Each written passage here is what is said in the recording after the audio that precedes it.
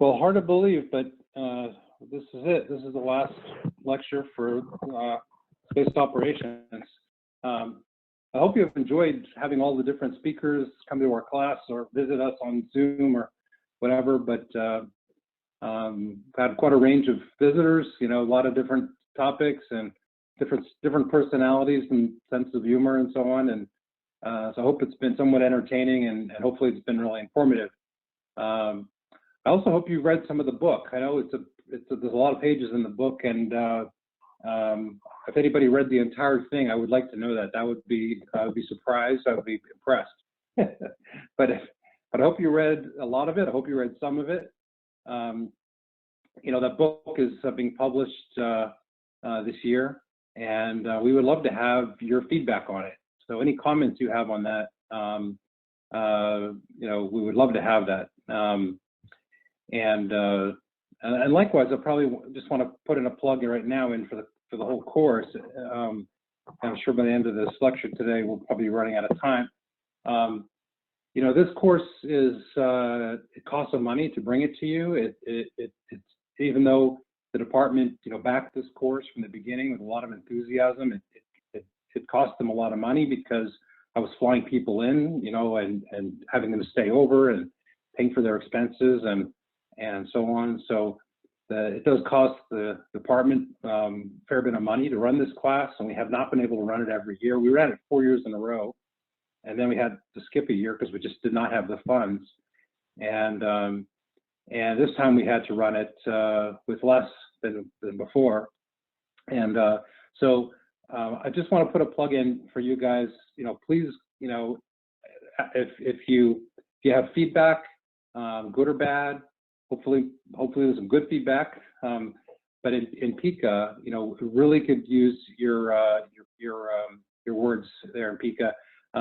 In order for this class to run for other people, have the same benefit of this course, what you say, you know, there matters a lot. And so, you know, constructive criticism is always welcome. You know, anything positive is also very welcome because it'll enable the class to be, in other words, if you balance it, or if all you have is negative things to say, go in there and put them in.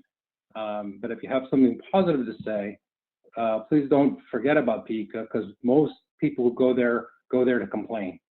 Most people don't go there to say something good. And if you think this is a course that's good for people to be able to have in the future, it would help a lot if somebody said, you know, something positive about it on Pika that ultimately helps us sell to the department, you know, hey, we should run the course again. It's beneficial to the students. They would like to have it, or they thought it was valuable. So anyway, that's my pitch for Pika. You know, please try to take a few minutes, go there and give us your feedback, and I'll be happy to hear it. And I always read it, and I always think about it, and I always try to incorporate any lessons I can glean from that, you know, going forward. So, okay, so today we're going to talk about astronaut operations. Maybe, you know, maybe the best for last, I don't know. And we'll start with so the order here is launch, selection, training, and flight and return, which is not the order you normally do things in. You don't get the lunch first. You have to go through a lot of other stuff first. Nevertheless, I'm going to start with that. And I did show you a video of this at the beginning of the whole semester.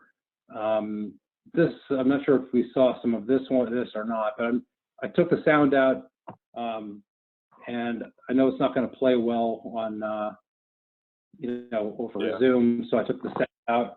And even if you see sequential stills here, I'm just going to talk through it. Does somebody have something to say there? Okay, so you know, we spent time in quarantine a couple of weeks before the launch. Drive out to the pad, get in the vehicle, and you know, it's an amazing thing because, you know, usually, you know, this is a lifelong dream come true, and somehow it happens in one instant. You know, everything you've done to prepare for this happens at one time. Can you guys hear me? Yes. Yes. Sure. Okay. Yeah. And there's quite a lot of shaking, rattling, and rolling when it first leaves the launch pad. It's quite impressive. On this particular launch, we passed. Well, I think maybe is this the one? But yeah, we went. It was 11 seconds. We disappeared into the clouds, and it's only 8.5 minutes to orbit. But the first couple of minutes are quite dynamic. Incredibly loud and shaking, but that everything's working okay as long as you feel acceleration in your seat, and you can talk to everybody. Everything's going good, and then it gets really smooth, and acceleration really picks up after that. It's hard to believe, like just that. I know you can work it out, do the math, but it's hard to believe that amount of acceleration for only 8 minutes, a little more than 8 minutes, gets you all the way there. Okay, let's go to the next one. So the perspective of the launch, from the ground is, a different experience. This is my wife and my kids getting to see the launch. And I think my kids were about 5 right there. And, I think, I'm not sure if I told you guys, but the previous launch, this was the second launch. On the previous launch, they were a bit younger, and my wife gave them one of those stick-on lights that you buy at Christmas time. You stick in the closet, and you hit it, and the light comes on. You only see those advertised around the holidays. She gave them each one of those lights, and so they were holding them. And when it was, and they were counting down, and it was time to launch, they hit the button, and the light lit up, and they thought they had launched the shuttle. It was as long as everything went fine, that was pretty fun, but as long as it went fine. They're sitting on top of the launch control center here. You can see the tracks of the crawler tracks right in front. And so this is really, about as close as you can get. And the families are separated from the larger crowds and the larger extended families in case something does go wrong. So there's usually an astronaut escort with each family, and kind of taking care of them, during this time.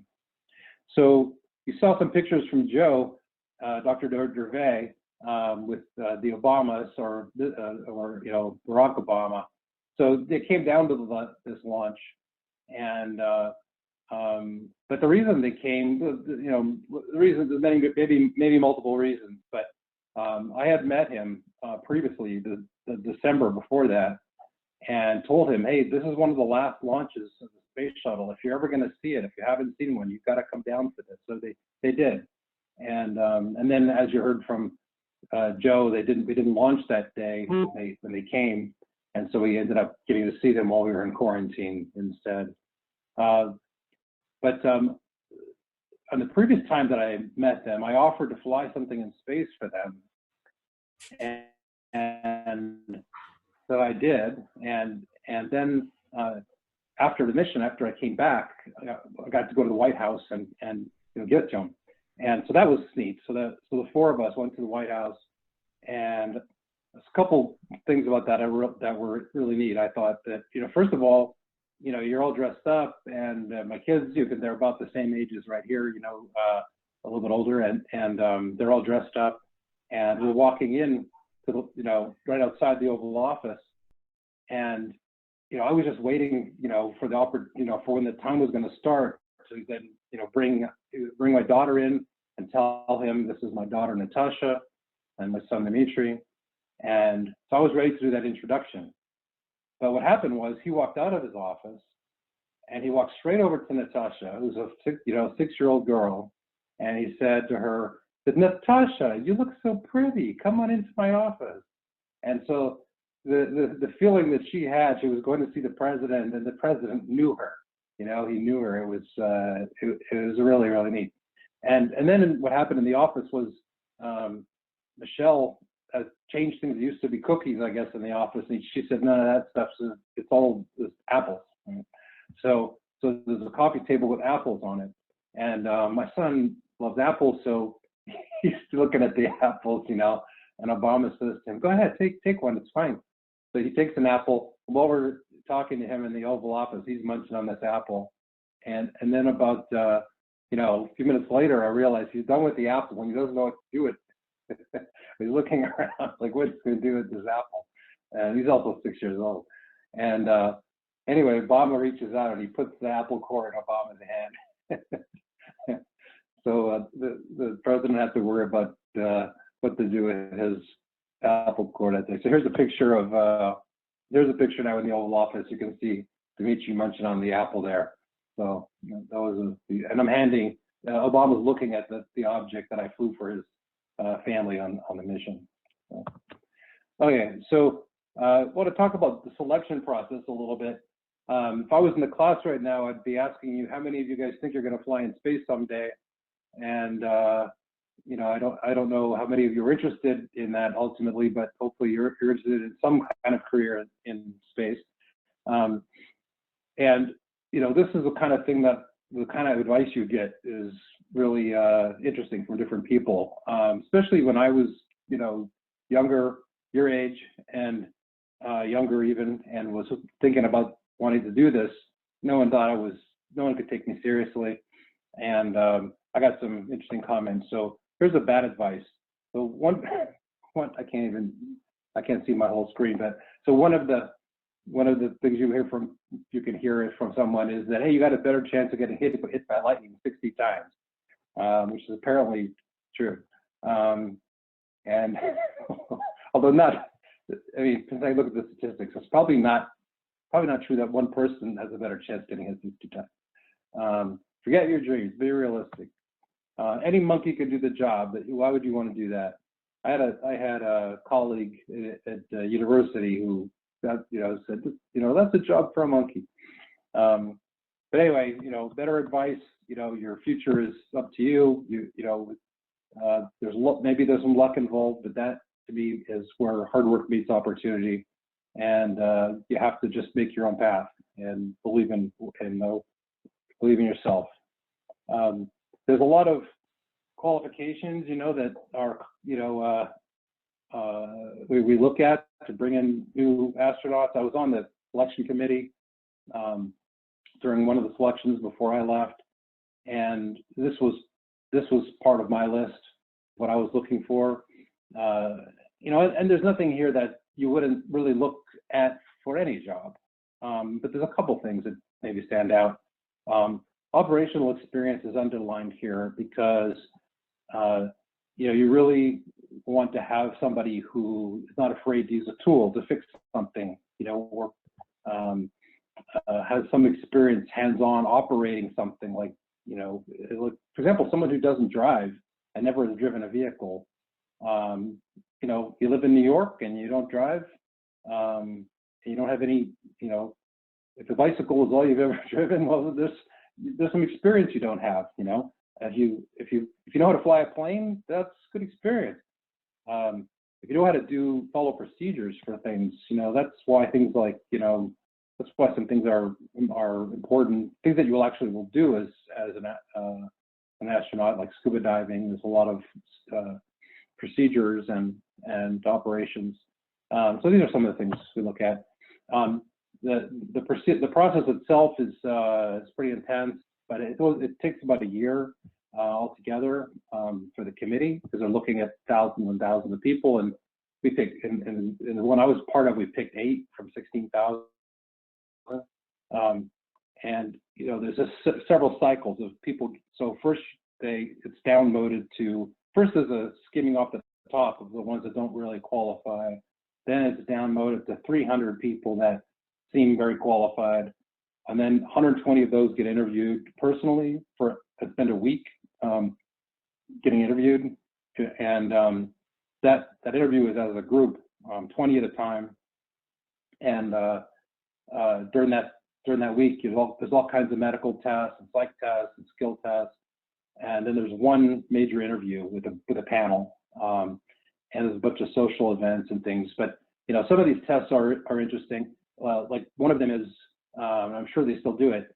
They put you into they inflate a ball. It's like a big beach ball. It's big enough for you to get inside of it, just barely. Like sitting cross-legged, folded over, you can get in there, and they zip it up, and then there's airflow coming in, but you're in you're in a sphere in the dark, zipped in, you can't move. You try to do anything, you're gonna get a cramp because you just can't move at all. And you don't know how long you're gonna be in there. That's the test.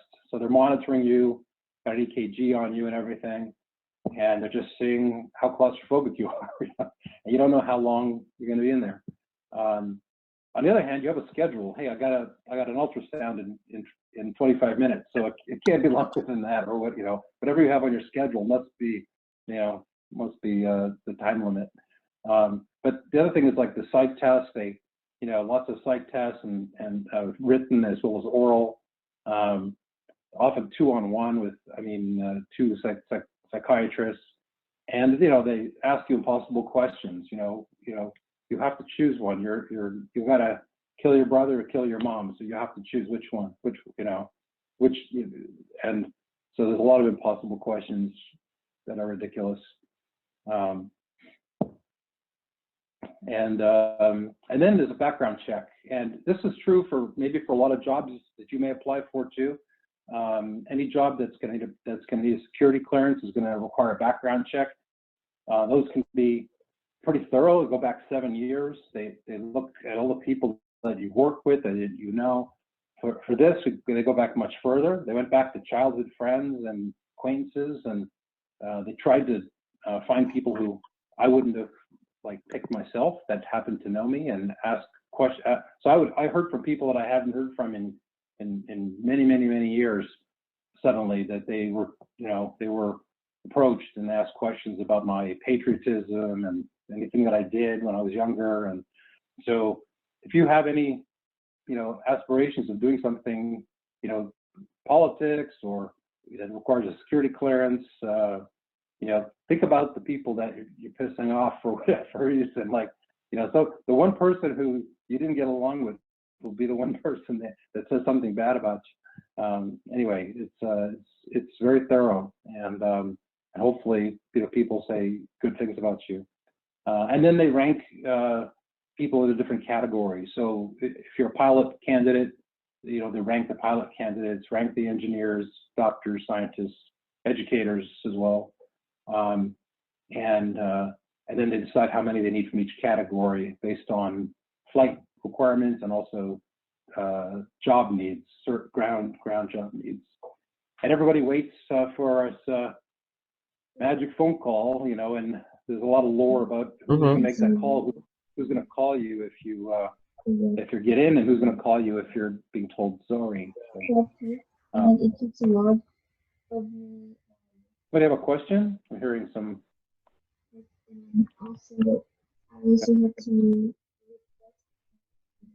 I'm hearing somebody talking, but so what is this? So my class was every class gets to name them, gets to have a name. We were the Penguins, and it's sort of a traditional that the class before picks the name for the next class, and the class before us would call us the Dodo Birds. And you have a job. Implication being you have a job. So could you guys turn off your mic? I got somebody hot mic. See if I can do it myself.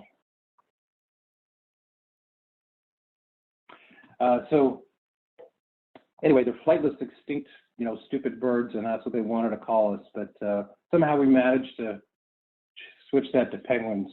And I showed you a picture of the class that was serious before.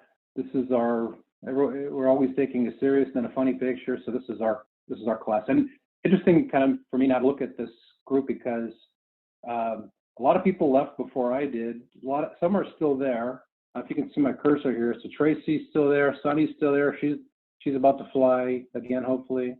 Who else is still there? Some of them are not alive anymore because of various accidents that have happened. Some never flew. TJ here, he's a flight director now, which is pretty cool. And Mike Fossum right here, he's an Aggie. He's the only true Aggie astronaut, and he works for A&M now also. Anyway, all right. So the training. If you think it's hard right now in school, this is pretty hard too. You may have a certain standard for yourself that you set that, hey, I got to get all my homework done. I've got to, I want to get a certain grade on everything. I don't feel good about myself unless I do, quality work. But sometimes you have so much work and so much to learn that you can't possibly do any of it well. And that's the way it felt for that first year of training. It was just unbelievable amount of stuff, and just could never feel like you're doing anything well enough. There's the basic training for NASA. There was a whole year of space shuttle training, but that was also basic. That was not like, there's a lot more when you're actually getting ready for a flight, and another whole year of basic space station training. And again, that's nothing. That's just getting started. And then when you're assigned to a mission, you have a hell of a lot more to do. But a lot of in the first year, we did a lot of touring around at the NASA centers. You get to go around the country and see all the different NASA centers and see what's going on everywhere. Their classroom, a lot of classroom lessons, just like we have, and then practical experience. So this was like PR training, interview training. This was really cool. This was geology training. The guy who ran this program was the same one who taught the Apollo astronauts about the geology on the moon. And this is where they did it as well, when we went to the same locations near Taos, New Mexico. And spent about a week out there, with him, and that was really great. That was a JPL and at Kennedy Space Center, and that was Louisiana. This is a JSC. It's in the lunar rock facility where the moon rocks are stored. And I just like this picture because the guys look so grumpy, and the girls in the back there look so happy. So look at TJ here. Look how angry he looks. And this is Fergie. He's like the VP of Boeing right now. Anyway, I like this picture.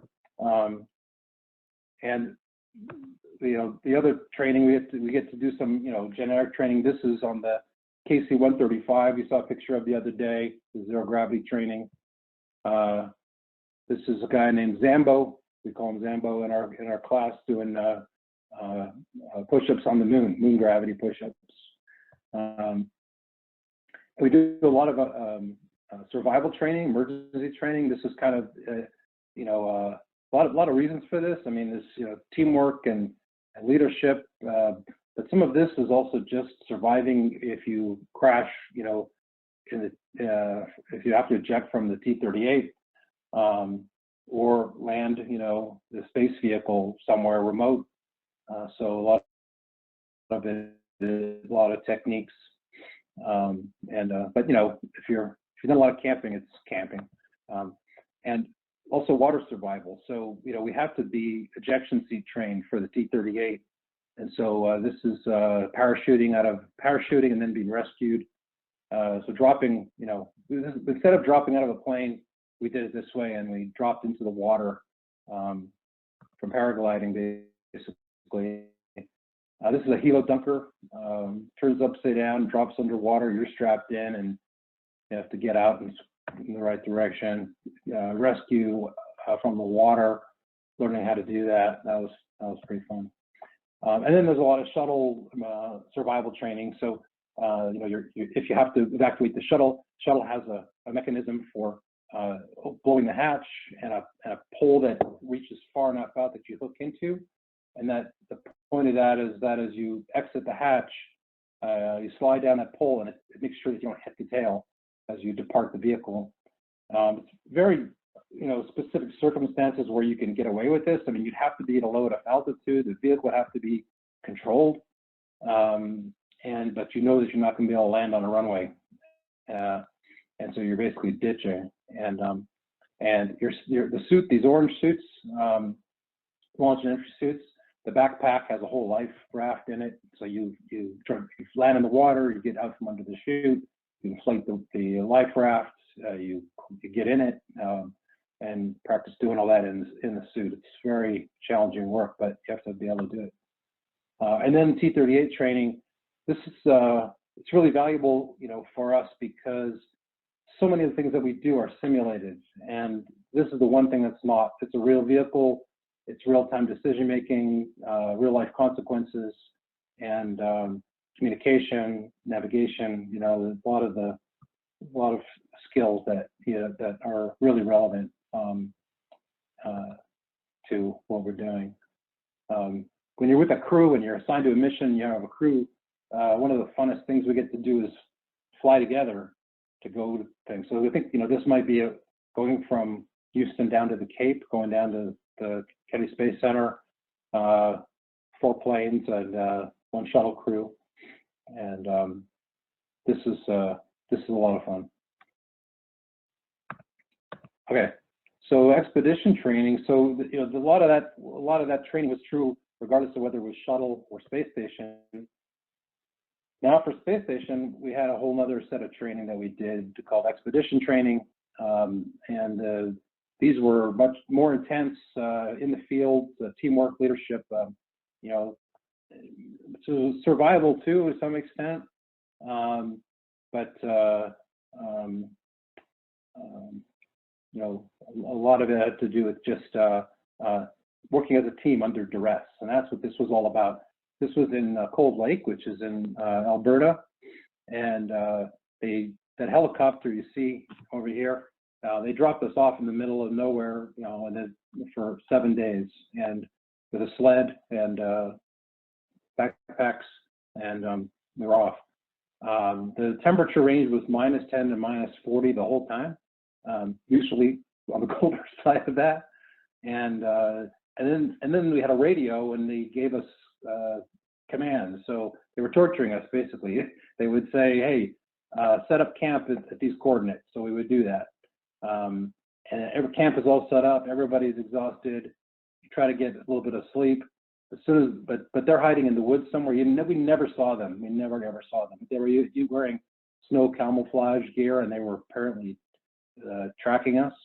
They never said a word about it, but they would say things on the radio that would indicate to us they must know what we're doing.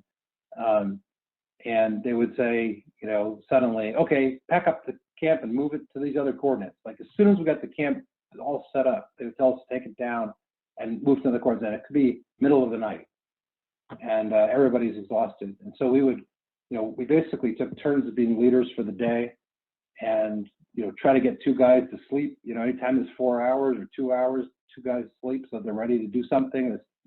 When another task comes up, and they threw emergencies at us. One of the emergencies was real. One of our guys overextended his leg and broke it badly, compound fracture, and we had to evacuate him. So that was a real emergency. That wasn't good.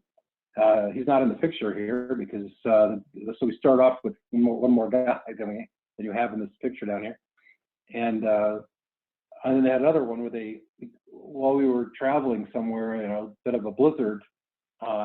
All of a sudden, we came across a guy hanging in a tree with the parachute, stuck in the tree with all kinds of injuries. And we had to do all the medical stuff and get him evacuated. And so they just throw stuff at you and see how you handle it. Very good training. And this is one of the best things that we do at NASA. It's NASA Extreme Operations. It's NASA Extreme Environment Mission Operations, NEMO.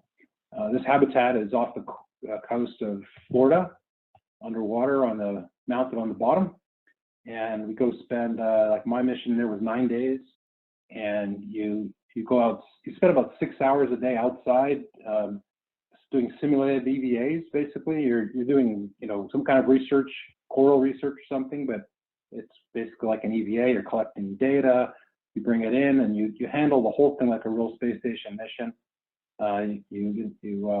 Using procedures like on the space station, communication, mission controls actually at the other end of this, and so you have communication with them, and plan everything, and execute just like you're working with mission control. And it is a mission control team. It's just they have another room to do it in. And it's a really amazing place. And some of the neat things is, once you're down there, you're saturated, right? Nitrogen-wise, you can't go up. It's a 17-hour decompression cycle to get to the top.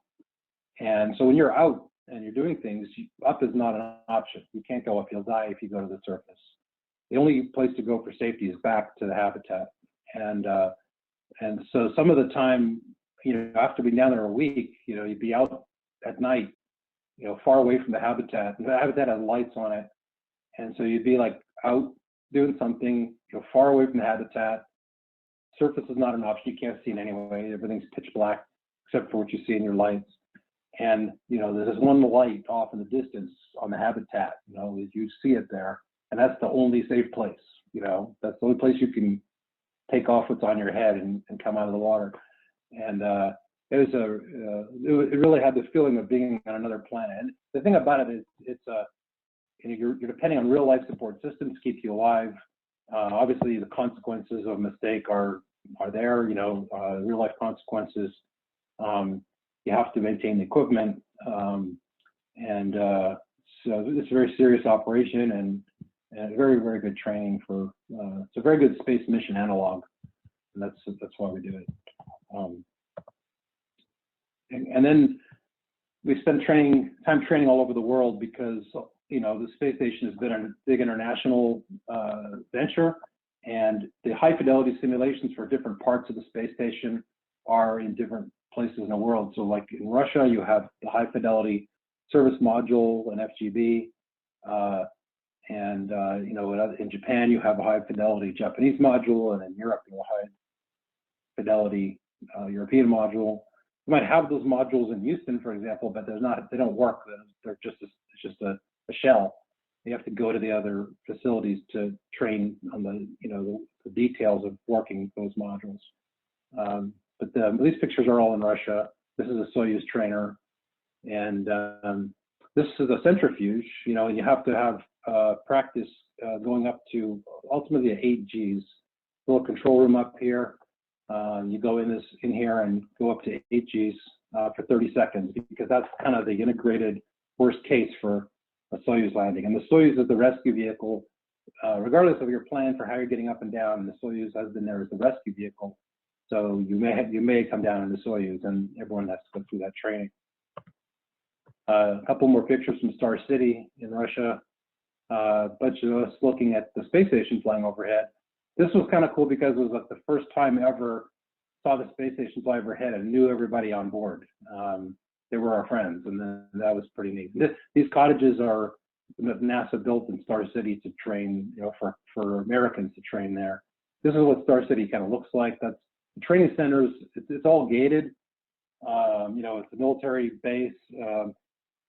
Military. There's an entrance, that's guarded by the military, and so you have to come in with the right badge and so on. And then within that, there's living area, and then there's the training base, and that right there is the centrifuge building. This one that sticks up over here. But that's the training center. I'm standing in front of the cottages actually in this picture. So I'm standing like right over here somewhere. So that's what the cottages look like, and then underneath one of them is what we call, you might have heard of the place, called Shep's Bar. So the first space station commander was Bill Shepard, and this is his bar underneath the cottage, and it's a place to hang out. There's a gym there, and ping pong table and beer. So it's a place people hang out. There's not much to do around there. So some other training we have to do. This is water survival training in Russia. This is in the Black Sea. This is if the Soyuz lands off course and lands in the water. Because normally the Soyuz is normally this landing will be on land in Kazakhstan. And what happens here is you spend a week training. This lower picture kind of says it all, that you basically are in the capsule in a flight suit, but if the capsule lands in the water and for some reason you have to get out, there's a whole process for changing out of the flight suit into this it's called a Forel suit. It's a Forel means salmon, and it's so it's a waterproof suit, and there's many layers underneath this. You're wearing like long underwear and then like winter clothes, basically, like a down jacket kind of, and a flight suit as well, and then this outer layer. And so you have to change into all that while inside the capsule, which is almost impossible because I don't know if you've seen inside the capsule, but it's like they're bucket seats, and your feet are completely pulled into you. You can't move. Your feet are not straight out, and there's no room to straighten them out. So you're basically as compressed as you have to get out of this suit. You have to get out of this suit, and into multiple layers into that suit. So it's an almost impossible task. The only way to do it is it takes about 2 hours, and people to change each person, and you get overheated and everything. Meanwhile, there's divers in the water. I don't know if there's a picture here. Divers in the water shaking the whole thing, try to make it like there's waves, and you're gonna get, and anyway, you get sick and hot, and so when it's time to get out, you're in a hurry. You just can't wait to get out and get in the water. But if you're in a hurry, you could drown the other guys, because if you push off right here, if you can see my cursor, if you push off, the open lip will dip in the water, and water will rush in, and you drown the other guys. So you can't push off. You have to get in that perfect position and then roll back and not push off at all. And after 2 hours of torture, that's what they're looking at, is to see how calm you can be as you get out. Anyway, this is kind of like a hazing thing, because we can't figure out when you would actually do this. This is the funny thing about it is, when would you land in the Soyuz in the ocean, have to get out in an emergency, but have 2 hours to change your clothes? Just can't figure out the situation that works. So it's a whole week process, and these people up here you see on the deck, these are families of the crew of the boat that are doing all this with us. It's basically a big boondoggle for the Russians. They all come down here, they bring their families. It's a week of vacation, and they watch 3 guys, do these dumb exercises that are never going to happen. Anyway, you got to get through it, and then you're allowed to fly in space. The other thing you have to do in Russia is winter survival training. And this is basically the Soyuz lands, the capsule lands, somewhere in Siberia, and you got to survive until they find you. And so it's a 48-hour thing, and they do it in the middle of the winter, where it's when it's as cold as possible, and you're basically up for 48 hours straight, trying to keep fires going, cutting wood in the forest, building a shelter, trying to stay a little bit warm somehow. Basically, and it's 30 below basically the whole time. I don't think I've known anybody who did this and it wasn't 30 below. So it's pretty rough. And one of the guys, this is Lee, and in the middle of the night. So this looks like an Indian teepee, right? So the Russians are not the experts at building teepees. They're not the ones who invented this, and they teach us to build teepees. But a teepee, you really have to know how to get the ventilation working right, because otherwise there's a fire in there trying to keep the place warm. But you get smoke inhalation if you don't build everything just right and ventilate it right. Anyway, in the middle of the night, I woke up and Lee was walking around in the woods over here, just lost. He didn't know where he was. He didn't know what he was doing, and he basically had carbon monoxide poisoning and ended up in the hospital. So that's why there's 3 of us here and there's 2 of us in this final picture. So finally, we do the EVA training. You saw in Joe's slides picture of the NBL on Tuesday. It's about 100 by 200 feet. The pool, 440 feet deep, 6.6 million gallons of water. And we fit the whole space station in there, all folded up, and we also were able to fit the shuttle in there too. So it's obviously not laid out the same way, but it's all in there somewhere. And they reconfigured the whole setup, so if you're training on a specific mission, the setup under the water has to be what the space station is going to be like during that mission. And as we're building the space station, those setups could be quite different. And so there's a lot of work here to keep the, to do the training and set up the entire facility to match what the space station is expected to be like during that mission, and that's being trained that day. All right. So just a summary slide here with kind of one lesson learned from all this. I love this quote, one of my favorite. Go as far as you can see, and when you get there, you'll be able to see farther. This kind of, I think, captures the nature of learning new things. There's so many of these things were difficult, and the first time you do them, they seem very, very difficult.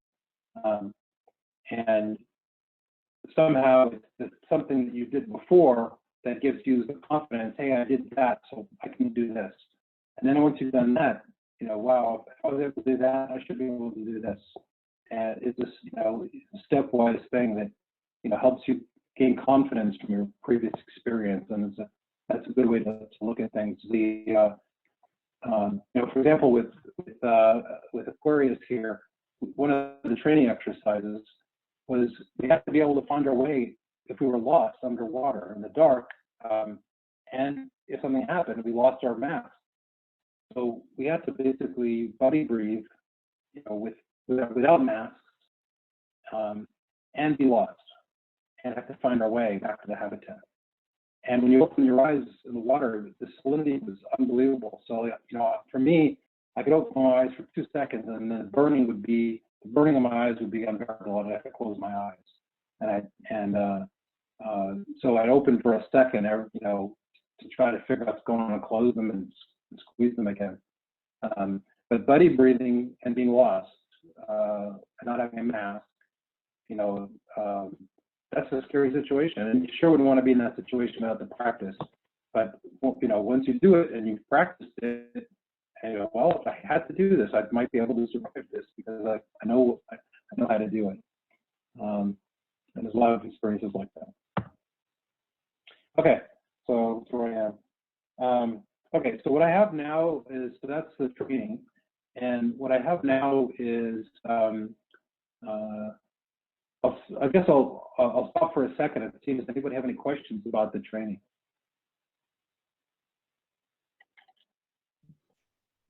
I have a quick question. Go ahead. And by the way, I don't see the chat while I'm showing the slide, so let's just do the questions orally. Yep. How long is the training from start till you fly? It really varies.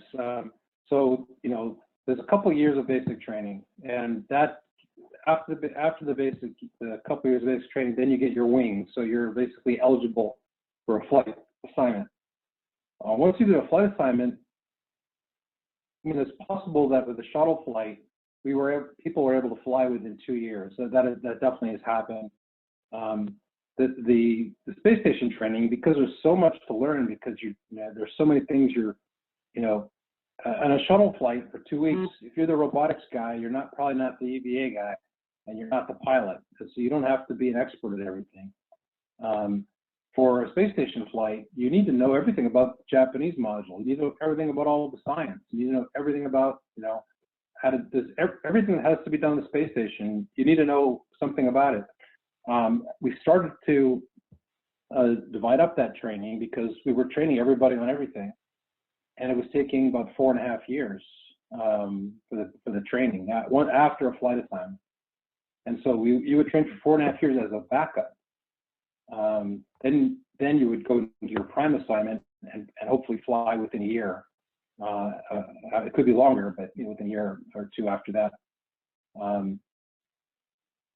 And what we did was, it's one of the things that's coming up that I was going to talk about too, is what we did was, try to divide and conquer the tasks eventually and say, okay, we want someone to be a specialist on this, but only a user of that. And, between the crew members, divide that up so that, hey, if somebody has to fix this, it's going to be that guy.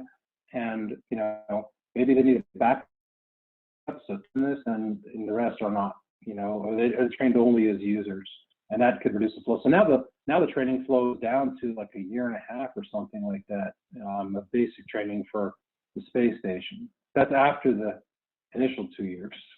So it's probably about a year and a half to do a minimum. And then there's special training as well. If you're going to be the pilot or the commander or a flight engineer on the vehicle that's going or coming, you also have that training. So, for example, the Soyuz training, it varied a lot depending which seat you're in. If you're the commander, that's many months, you know, of training. Like, I don't know the exact number, more than a year, if just for that alone. If you're going to be at the right seat, which is the flight engineer, it's like 9 months. If you're the middle seat. If you're the right seat, which is sort of a passenger seat, but you have to know a lot of basic things, and you do have a role in the mission, it's about 3 months. And so, like, the people who've flown in space and paid their own way, they flew as right seat Soyuz, and they were able to get all that training, you know, for that, you know, that part of it in a reasonable amount of time. So, and then it depends what happens, you know, then it depends on flight assignments and timing of flight assignments and other things. In my class, the Columbia accident happened in the middle of our training. So, you know, it was 10 years from when I started before I was in space, but when I was there for 6 months. So, you know, I spend most of that time in training. Thank you. Any other questions about training? Yeah. What was the hardest part personally for you during the training process? The hardest part is it's not the training, although, you know, we had for those of us who did space station, we kind of had a joke, you know, that was related to the shuttle training, because, you know, we had to learn Russian and be relatively fluent in it. And then we had to, you know, spend almost half of our time in Russia and all the other countries. And so, you know, the idea of living at home, you know, training in English was so much easier. The shuttle flight was so much easier in that way, you know. But the hard part really was being away from family. That was the hard part of the time. Just being in Russia for a month and then coming home for a month and then going to Russia for a month and then a couple weeks in Japan and then back to the US for a month and then Russia for a month. And it was like that for me for 10 years, basically. Not quite 10 years, I guess.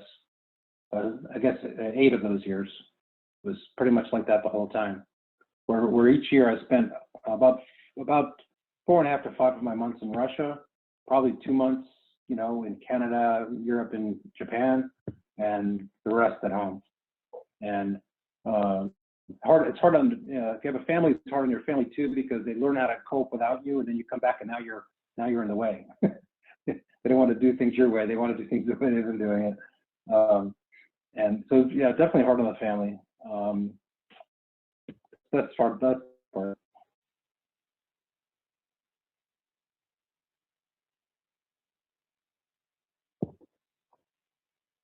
Thank you. Yeah. Any other questions about training? There's one in the chat. I don't know if you can see that. I can't. It just says, are there ever people who get weeded out by astronaut training? Yeah, there's several. There's been several. Yeah, in the class before me there were several. In mine there was a few. And there's some who flew once and never flew again. Yeah, but yeah, I don't want to say names, but there's people in my class who never flew.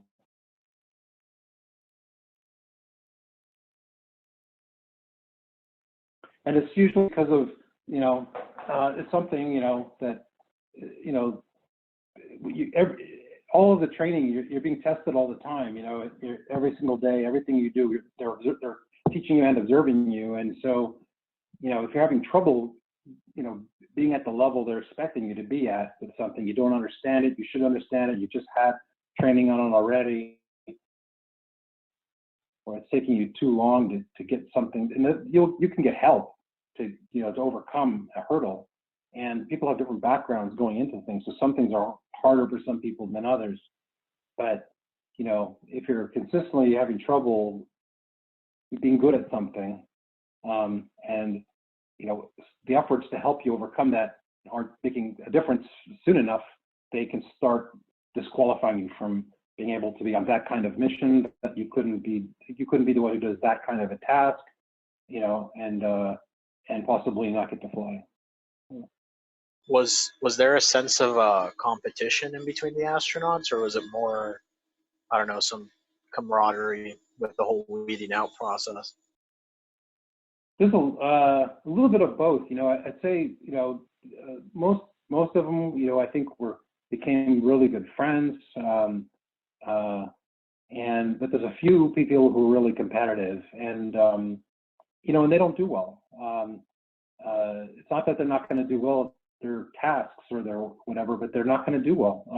It's part of it's part of the interview process, right? To try to also pick people who are going to who are people that you could get along with, for a long time in a small space and work with. And people can put on a show, though, during an interview, and interviewers could be fooled. There was one guy in my class. I won't say a name, but there's one guy in my class. At one time, he said to me and a group of people, he said, "I'm gonna kick your asses." The key intention was to leave us in the dust, and he was vocal about it, and I just couldn't believe it. And he flew, but he flew only once on the shuttle, never flew on the space station, and he was gone because people didn't want to work with him. That's just as important as being smart and working hard, getting along with people. It's probably the most important thing.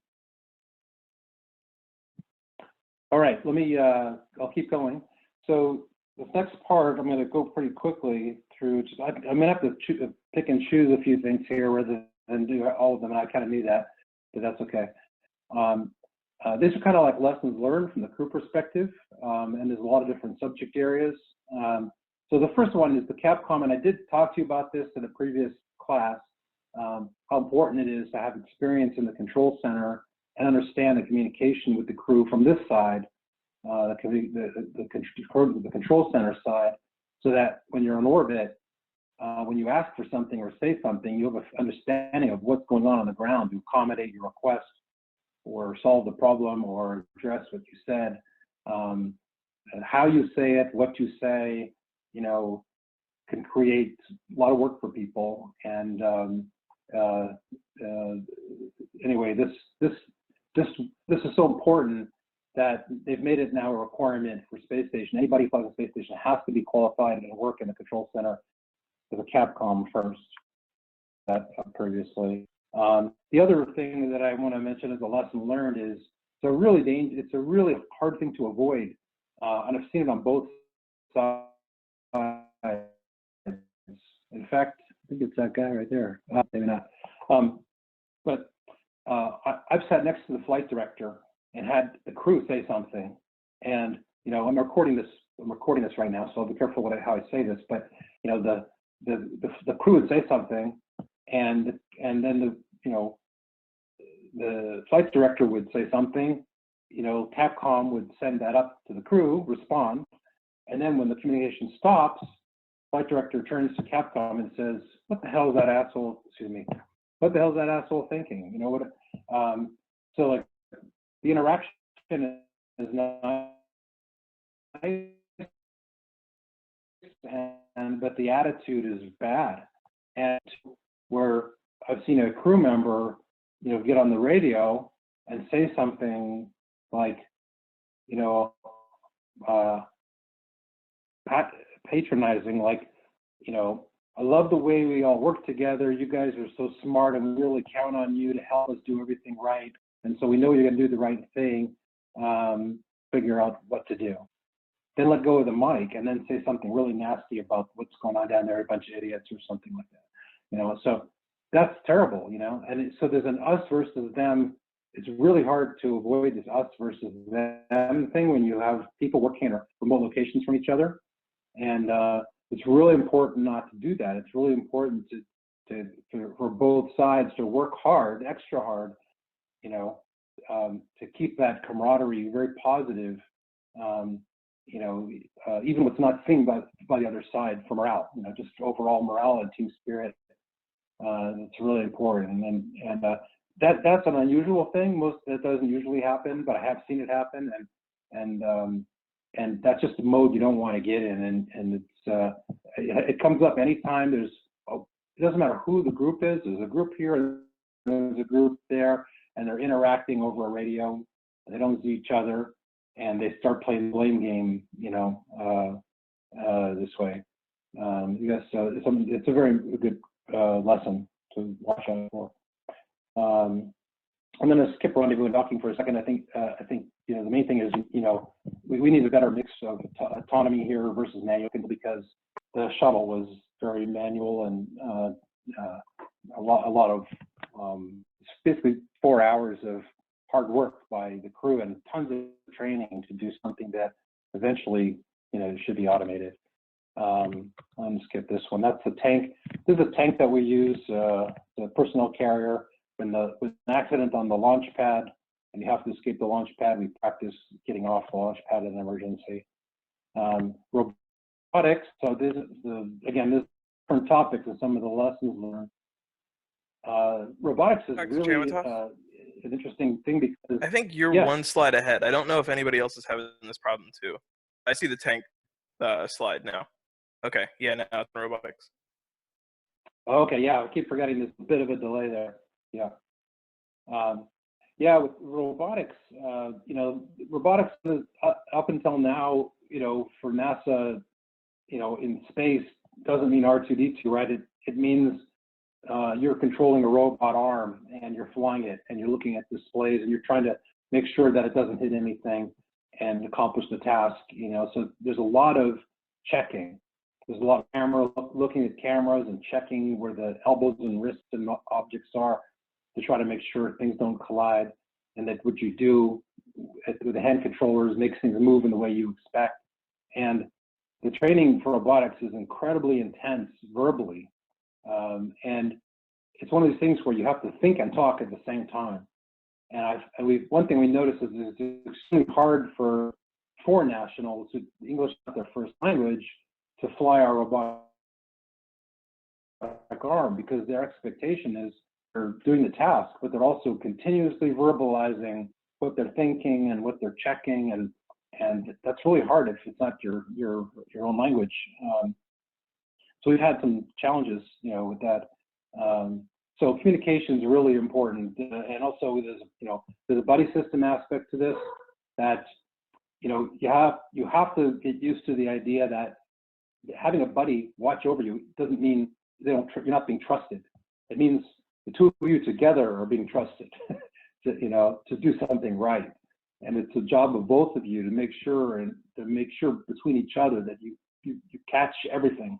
And we try as much as possible to always have that kind of setup when we're doing robotics, if somebody is backing up the main person with agreeing with them when they say something verbally, about what they're thinking, what's going to happen, what they see. Someone else backs that up and concurs or says, hold it, but when you get into the real situation, the lighting is constantly changing. The sun is always moving and the shadows are really dark. And the light can be really bright, and there can be glares that are blinding and the cameras can't focus. And so things can be much harder in a real situation. For maintenance and repair, a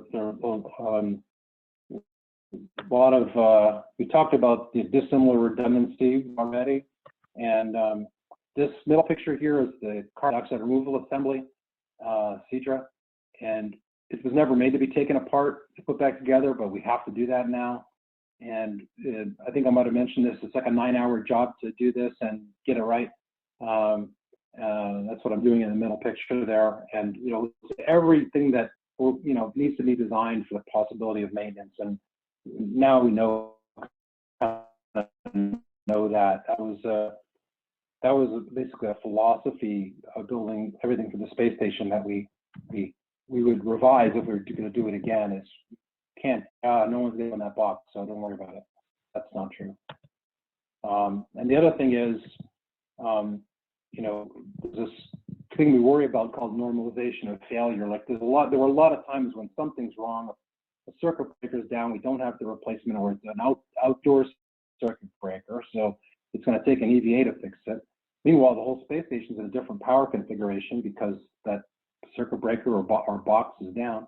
And when when you're in a situation like that, all the redundancies are different. I mean, all the the actual backup you have may not work anymore because the pump goes down, and the pump that would replace it happens to be on the channel that's down. Oops, sorry, that redundancy is not there anymore. So the whole redundancy situation is different when you leave something broken. You have to sort of reevaluate everything to see what the new next worst failure is. And the thing that is dangerous is if something's broken for a long time and we've been operating with it broken, everyone gets used to that. You know, that's just, you know, hey, that's normal. And you've lost redundancy and you're not as prepared for another problem, but you don't have that sense of concern about it because it's been going on for too long. So that's a danger that we learned. For computers, there's so many computers, 100 different computers, more than that, more than 100.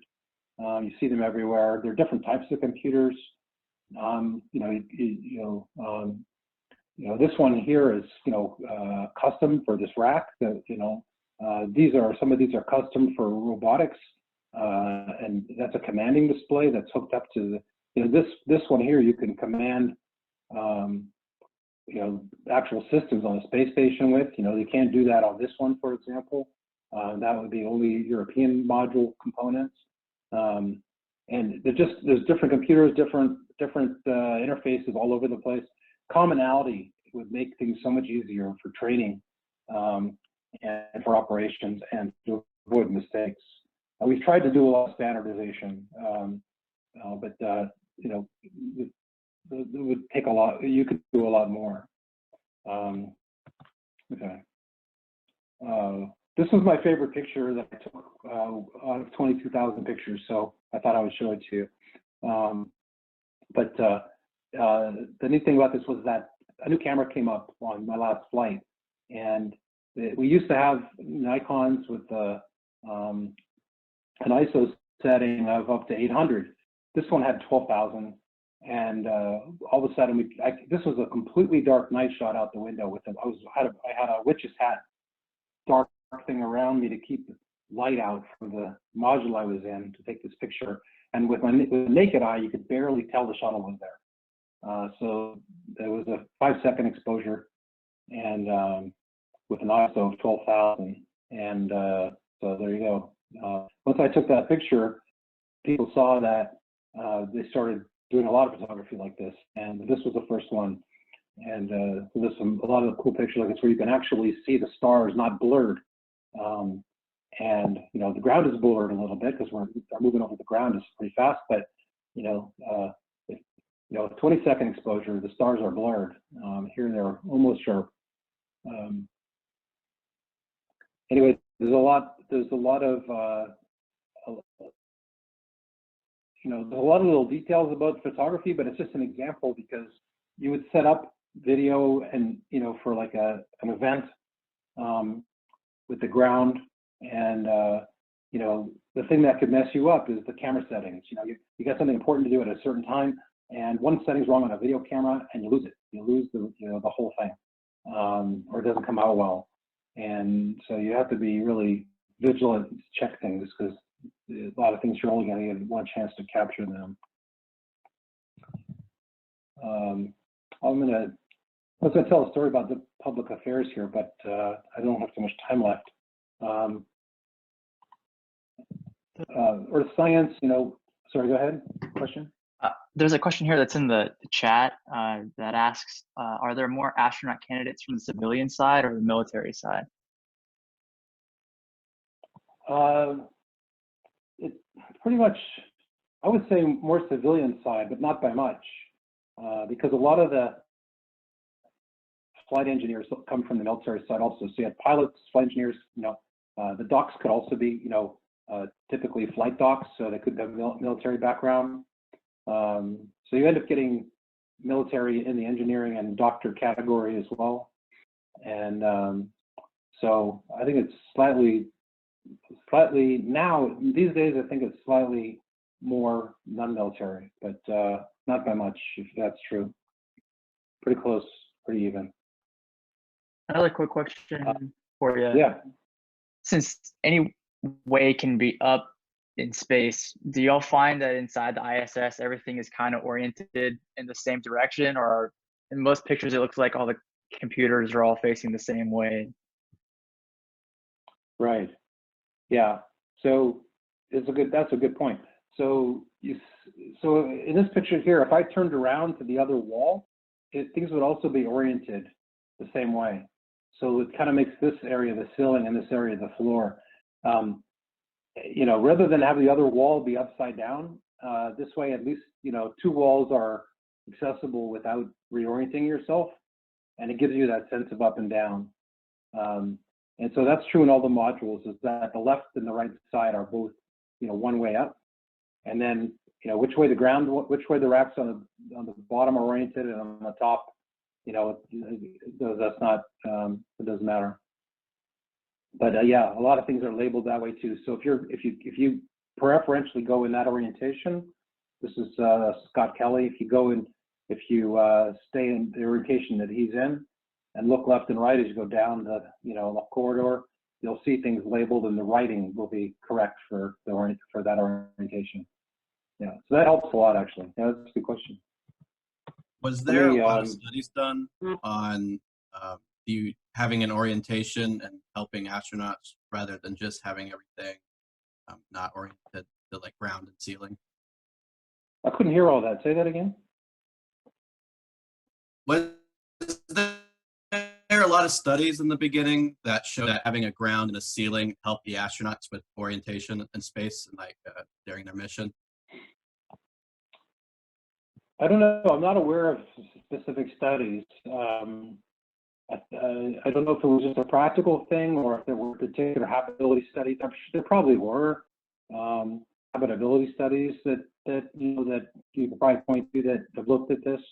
I think it was it's more of a practical thing. I never heard a discussion about this. I think it was already decided before my time, and that's the way it was, and it made sense.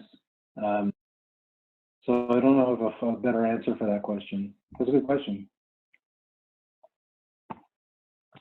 Let's see if I can hit a couple more things. We talked a lot about planning, so there's a lot of lessons learned about planning, and I'll pick one here.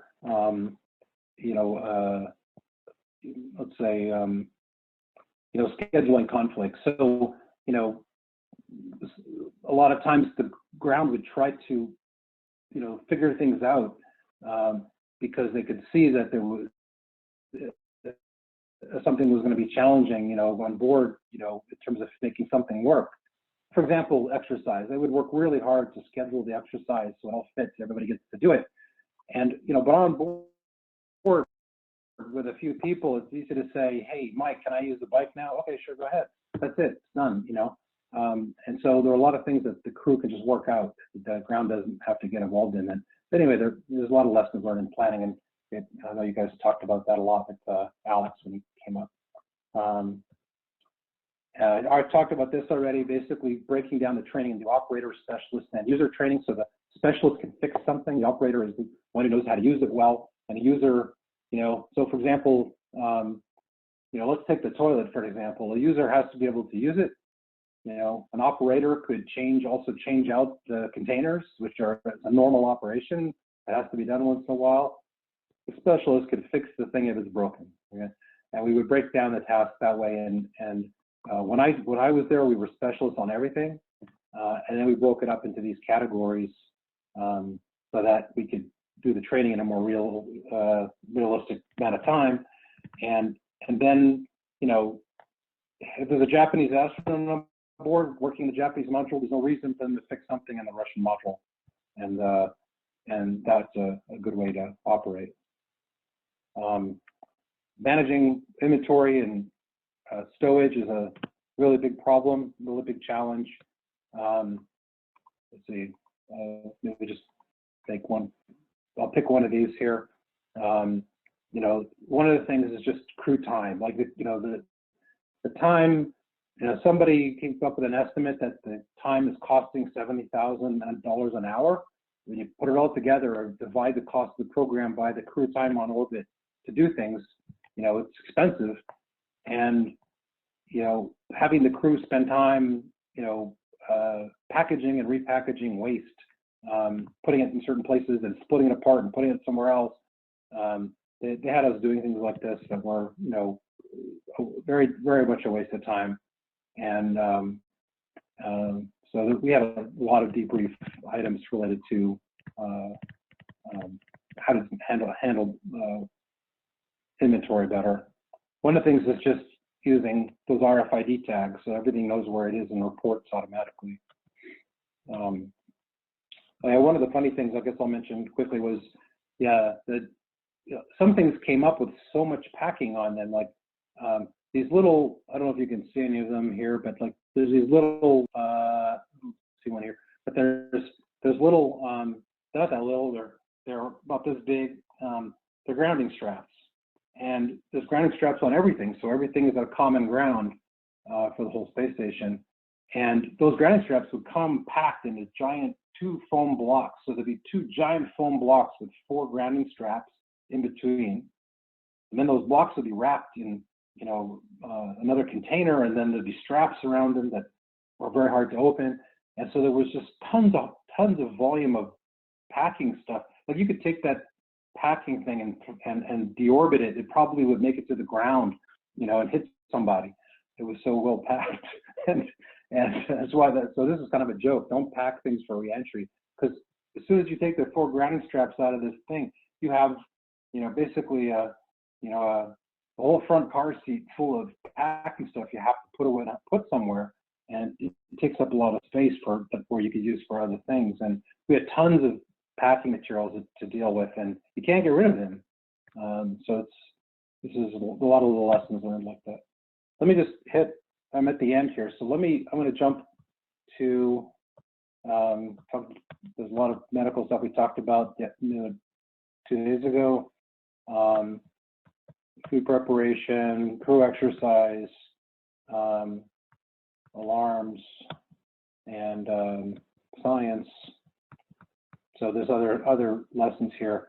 EVA, there's a, you know, you got to be prepared for anything.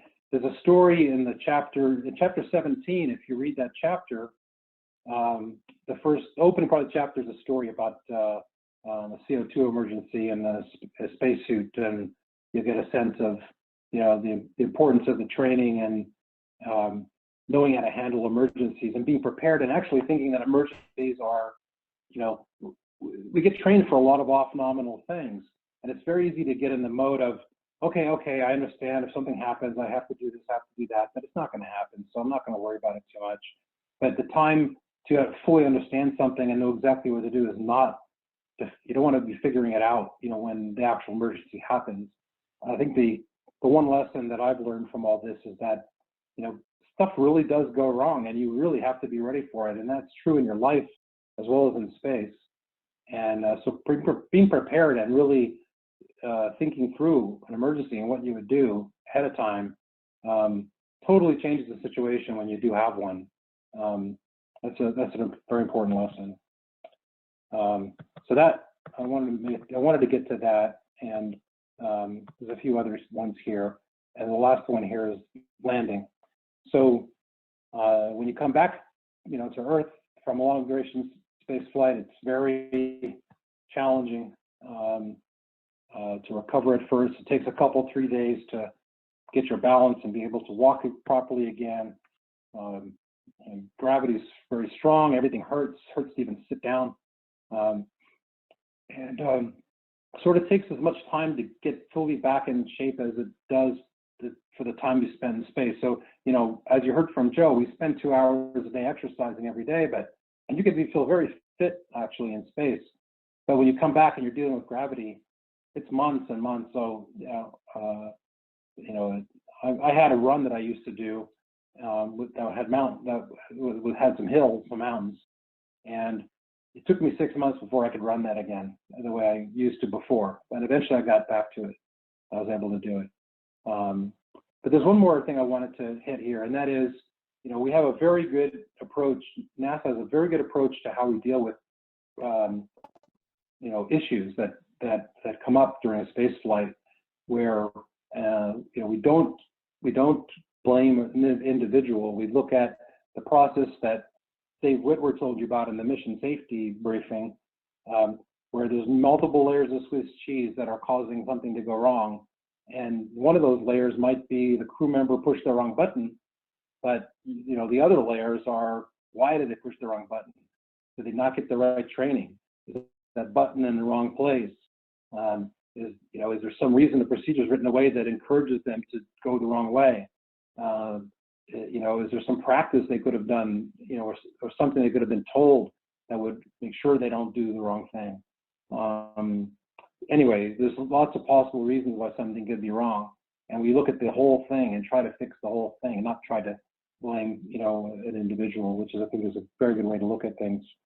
And the final debrief point here for crew operations is, it's for a long duration mission, a lot of stuff happens over a long period of time, and we go through weeks of debriefing when we come back. But honestly, there's a lot of questions that are asked that, gee, if you asked me that on that day when I was doing it, I could have told you, but I can't tell you anymore. It's long forgotten. I don't remember the details of exactly what happened. And so one of the feedback items is really a lot of the debrief, you know, a lot of the feedback should happen during the mission. There should be more of an opportunity for teams on the ground to ask questions to the crew during the mission, to get those answers during the flight, when they can actually, you know, float over and check out something if they don't remember exactly how they left it or what they saw. It would help a lot to do some of these debrief things during the flight. So that's something that we're suggesting. So anyway, that's the end. We're a little bit over. Do you guys have any other questions before we close? Yeah. So, what's your opinion on more international collaborations in space? Like, obviously, the challenges are pretty steep. Do you see the pros outweighing the cons? Very much so. I think that's, you know, in fact, you know, I think one of the biggest accomplishments of the whole space station program was international cooperation, and you know, I think it worked extremely well, and I think you get a lot of. It's good to have the different ways of doing things and the different strategies and inputs from different cultures and countries on how to do things. That I think that helps. Those negotiations kind of help make things move in a direction that ends up being sensible. But it is time consuming. It is very time consuming.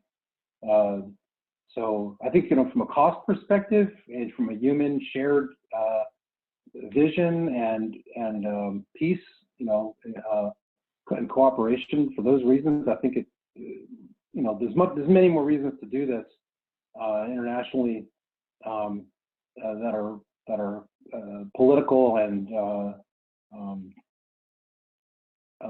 you know, probably than technical, but I think it's worth it. And also I think that, you know, by sharing the cost and you know, and assembly and everything, we can accomplish a lot more, a lot faster. You know.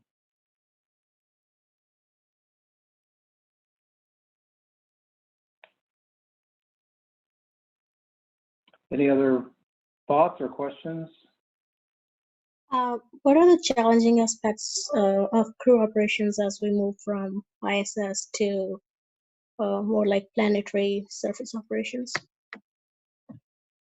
To more like what kind of operations? Lunar or? Lunar or Mars. Okay. Yeah. Well, I think that, you've heard that, the flight director is in charge of everything and all the decisions are made on the ground. You've heard that. It's also true that the commanders, in real time, the commander, has authority to make any decisions on board that affect the crew and the vehicle. So that's kind of the way it's divided right now. Kind of like the pilot of an aircraft, like they have to listen to air traffic control, but if they're dealing with an emergency and they take action, they have the authority to do that. It's got to change drastically. You can't have a mission control on the ground for every vehicle in our solar system once we have multiple vehicles and bases and things like that. I mean, it does make sense to have, sort of smaller control centers, in other places like on the moon or, maybe in Mars orbit or something like that. But the whole way operations have to be conducted and planned and executed. Needs to move, needs to move the planning on board. Needs to move the decision making on board. The time delay is going to be the main thing. I mean, we can keep doing it this way through Artemis because the delay is really not much. But beyond that, I don't think we really can operate this way. And as soon as you're, even with Artemis, even if you have a lunar base and a rover, out on an excursion, does the rover really need to talk to Earth and they just talk to the base with whatever issues they're having? That would make a lot more sense. So, and all the, problem solving needs to move on board too, and that's going to be much harder to do. But that's the direction it has to go.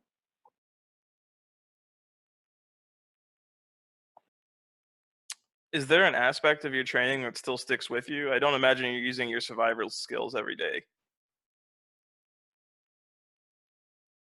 Well, right now it's kind of funny because it's all this isolation we're all going through is, the joke for me a little bit is, I'm used to this. This is normal.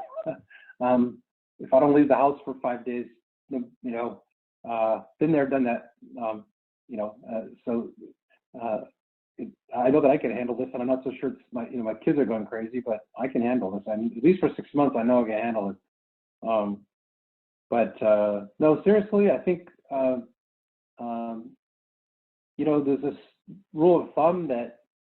there's this rule of thumb, right? That to be an expert at something, a master at something, it takes 10,000 hours of experience, right?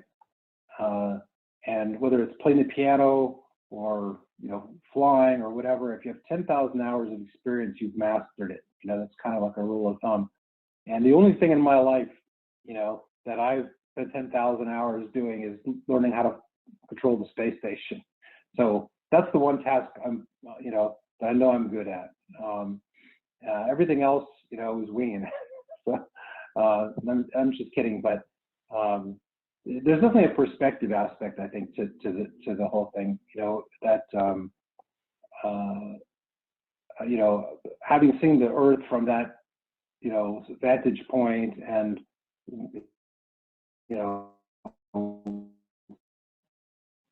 how much the planet pays attention to us, and the timelessness and the scale that it's living on compared to us, and having stared out the window at the Earth for so many hours, I think the biggest difference in my life from all that is not the training I've had, nothing particular about any particular experience or training, but just I don't look at any one problem as the end of the world. I don't look at any one thing as an insurmountable problem, or it helps me keep a bigger picture on things and not get too bogged down or annoyed in the details, or concerned about the details of something, because I just kind of go back to that big picture. What's this all about? And there are many times on the space station I went to the window didn't take any pictures and just stared out the window at the Earth, and I just stayed there until I was really forced to go to sleep, and just late at night, and trying to capture the feeling of what it's like to see the Earth from that perspective. And so I can close my eyes and do that, and that perspective is very helpful. Thanks. I feel like your children have gotten to watch you do some really cool things. Do they want to be astronauts when they grow up? My children, you said? Yes. Oh, no. No, I can't even get them to go to space camp. It's all too every day for them it was every day that they dealt with, and I'm glad to see them have their own interests and whatever. We'll see. I mean, whatever they want to do, but they're not space nuts. But they wear a lot of NASA shirts. So okay. So you guys know what this is?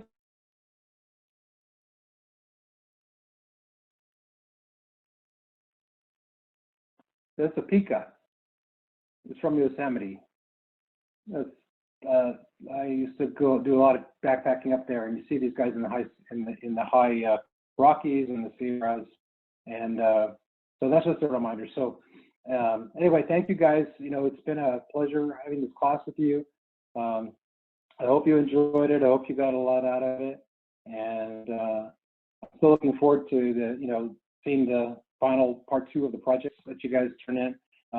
And just to remind you, please go to Pika and leave your comments there, at some point here as the semester winds down. And I wish you guys good luck with your finals and everything. And I hope in the fall, I guess a lot of you are graduating, so good luck with your future, whether it's to go to industry or NASA or go on to grad school or whatever you're planning to do. I wish you the best of luck, and thank you. Real quick, does anyone want to unmute and do a round of applause with me? Okay.